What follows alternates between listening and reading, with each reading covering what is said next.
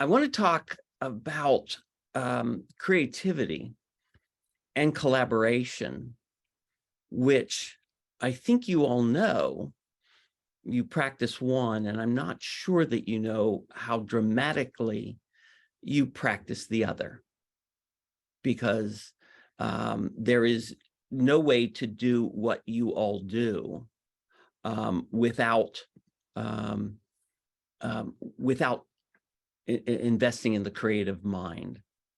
So let me begin. And I don't remember if I did this last year when we talked, but I think it's a critically important story, and it involves a guy with the world's greatest brows. His name is Dr. George Land, and Dr. Land is a god when it comes to creative thinking.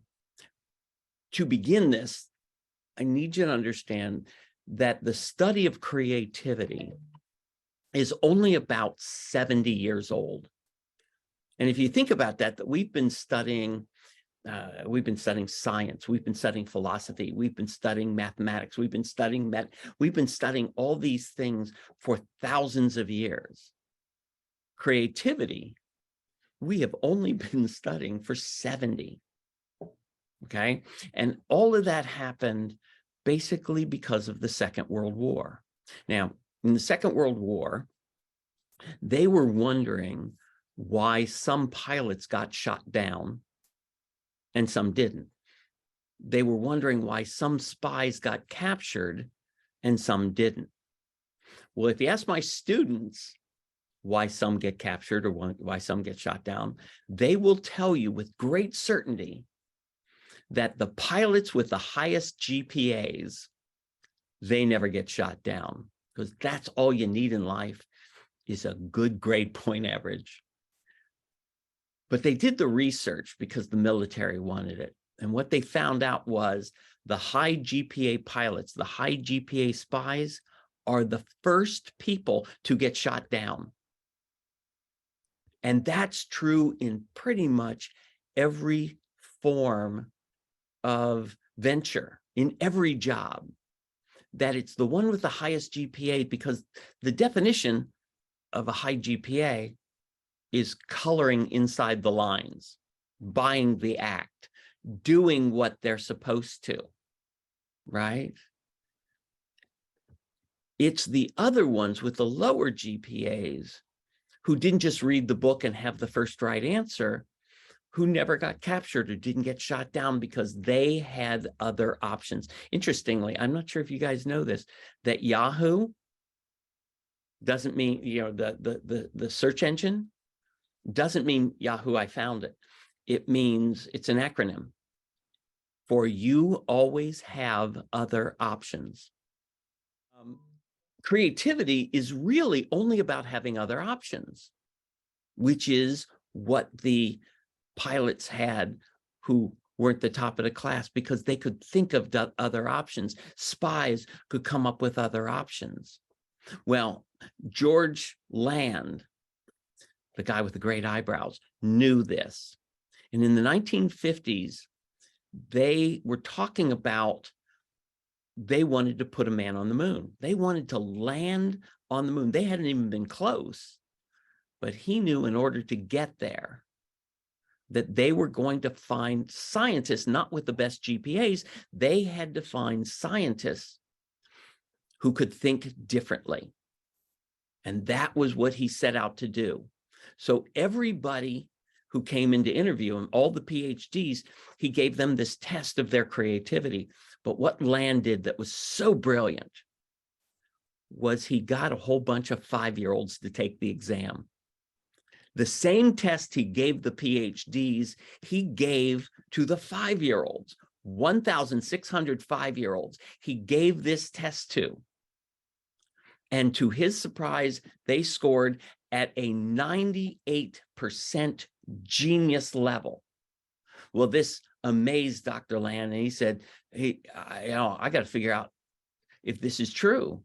So he followed the 1,600 5-year-olds for 5 years until they were 10. and he gave them the exact same test again, the exact same test to the exact same 1,600 kids. And this time they scored at a 30% genius level. They lost that much creativity in just 5 years. So he did it one more time until they were 15 years old. He gave the same 1,600 students the exact same test. And this time they scored at a 12% genius level. I'm sad to tell you that the PhDs, and probably almost all of us on this call, would score in approximately the 2% creative genius level. Because what Dr. Land discovered is the creativity is not inherited, it is not learned. Creativity is unlearned. We are born creative, and it is taught out of us. It is removed from us, thanks to education. So this one fact has a great deal to do with your practices, because people have a belief on the way things are supposed to be, and they want them to be that way. And to do it differently, I mean, is that legal? Is that right? Will that work? Some people believe that the definition of creativity has to do with art making. I can sing, I can dance, I can paint, I can draw, therefore I'm creative. And if I can't do that, then I'm out of the loop, then I'm not creative. But the truth of the matter is there are multiple types of creativity. One being expressive creativity, which is I can paint, I can dance, I can draw, I can, right? So that there is a creativity recognized for the art making. But the type of creativity that I teach, and I teach creativity in a business school, okay, is what we call inventive creativity, or as I like to call it, second right answer. How can we find something that has not been done before? How can I find something that is creative because I'm thinking about things that are different? Okay. And that's really what it's all about. Okay. So creativity, there's this guy whose name is Mel Rhodes, and he wanted to come up with the single definition of creativity. He said, we can do this in 1960. And what Mel came up with was, he could not find a single definition, but he said every definition of creativity falls into one of four categories. Because some people think that creativity is about being a creative person. Second, to have a creative process. Third, to make creative products, different, unique products. But the one that we forget about is what he called the creative press, which is the creative environment, which is how can we come up with an environment within our businesses, within our homes, that values creativity. Creativity can be a little bit messy. As I just showed you, young people are more creative than old people, which means sometimes teachers are afraid that students are more creative than they are. The truth of the matter is they are. Often giving our students pre-packaged problems, and we know the answers. And if they don't get the answer we already know, then they get a bad grade. We have parents who are telling them that your life depends on your GPA, get it right. The higher your GPA, the better college you're going to get into. And then in college, the higher your GPA in college, the better job you're going to get. We have that kind of pressure on them to get things right. In my classes, I give a bonus for failing. If you can make a mistake, I do not want you to fail a project. I do not want you to fail the class. I don't want you to make big mistakes. I don't want you to drive south on northbound I-75, right? But I don't want you to get this right the very first time, because you never have. The beginning step of creativity, the very first step, which is one of the toughest, and this is the mindset that we teach first, the mindset of curiosity. It begins with questioning. That's one of the things that we do away with, is questioning. And that's the one thing that's the beginning of what I would suggest of you. Begin your conversations with questions. What do you imagine? What's important to you? I'm sure this is also one of the things, because I am aware that a lot of what FACP bases a lot of what they did was on the book Getting to Yes, which I believe in wholeheartedly, and therefore the collaborative element. But just hold yourself accountable to the number of questions you ask, as much as possible, as many as possible. Okay. The mindset of play. Okay. Get them to play with the possibility of what this might look like, as opposed to such certainty.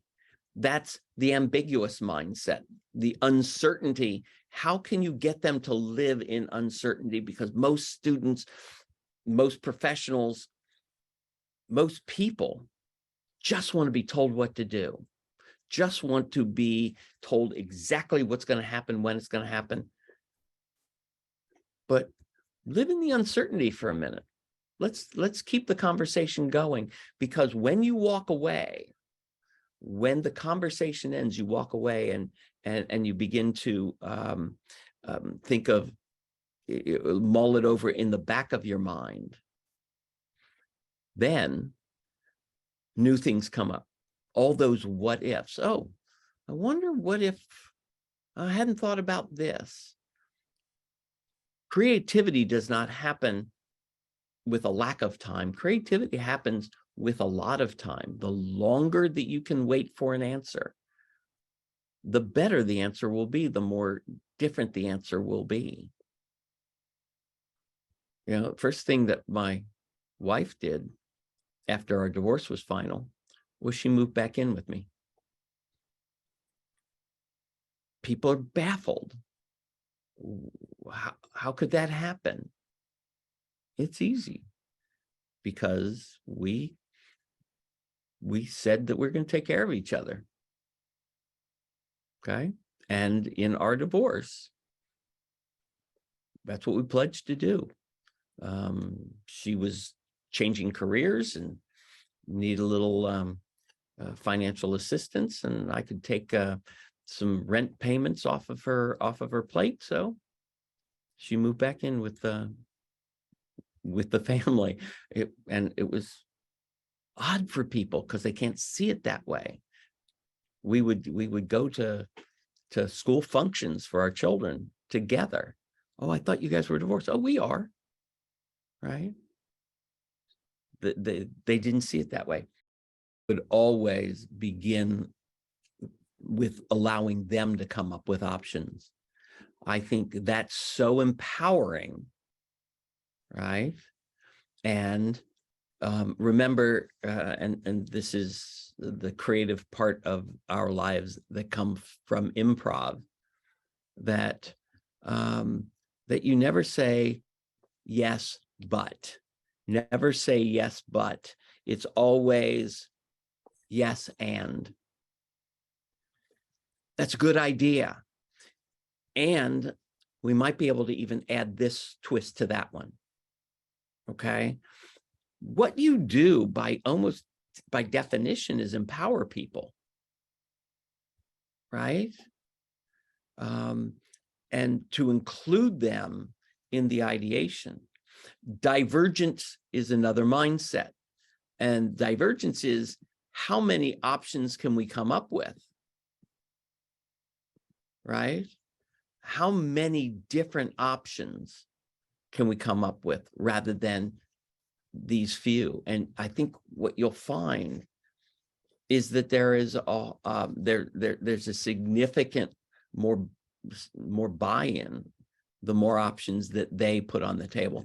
Our students really want us to tell them what to do.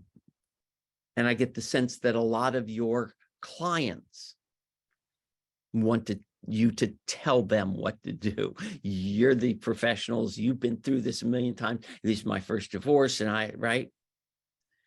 But what I tell the students, and this is very powerful, is that since you have to live with your choices, since you're the one who is going to go forward after this divorce, since you're the one who has to live with the choices, be sure they're your own.